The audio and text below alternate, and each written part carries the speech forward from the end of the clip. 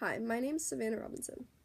For my speech communications class, I have to do a demonstrative speech, and for my demonstrative speech, I'm doing how to braid your hair. I chose how to braid your hair because it's something I have a lot of knowledge in. I've been braiding my hair since I was younger in middle school when I started playing sports and going to class in high school. I chose it because in the morning, I never really wanted to do my hair because I have really thick and curly hair, so it takes a lot of time if I want to curl or straighten it.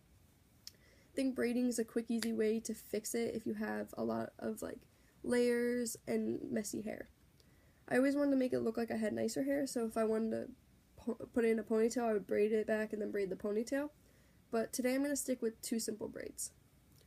I learned a lot of braiding too from sports and braiding my teammates' hair, so I got a lot of practice on braiding my hair and braiding my teammates' hair. Watching YouTube videos also helped me because I learned how to make it tighter, how to make it better, and different ways to braid it. So I think it's cool that I finally get to make a YouTube video for my class.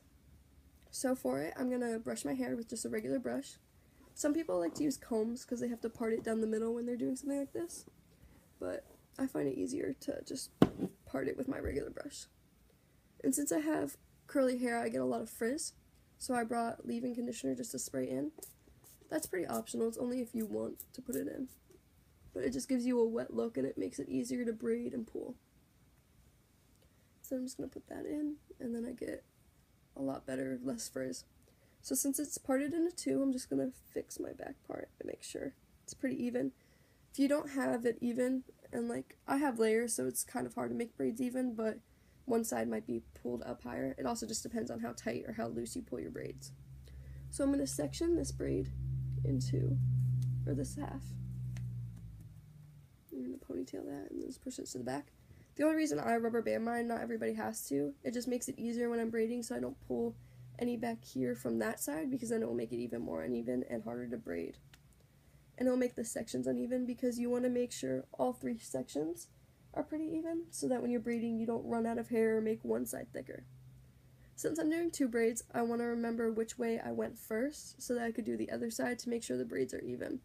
Sometimes it's harder to make the braids look exactly the same, but we're going to try our best. So I went back first, and then you just go over and pull, and then over and pull. It's kind of a crisscross motion. You just keep going over the other one, and you keep pulling. I have to pull a little bit tighter since I have layers, so that no hairs pop out through here.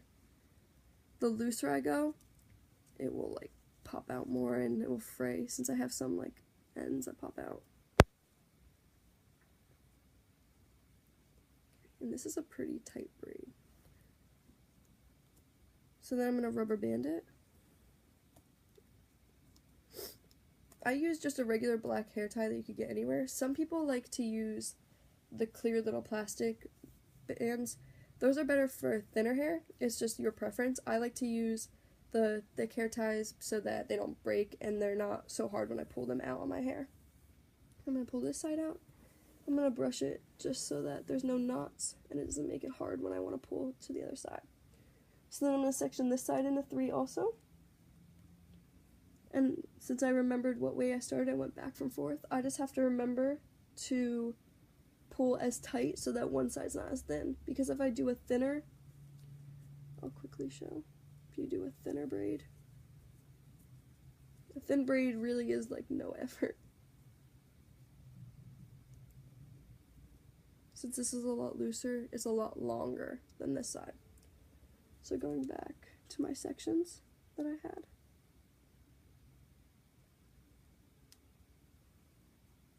Just going to start from the back and then pull.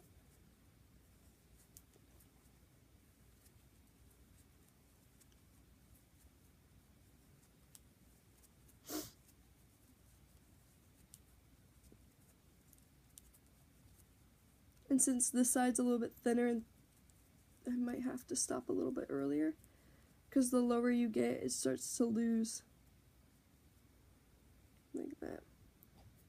I think it's pretty even. I just have a little bit more hair, I think, over here.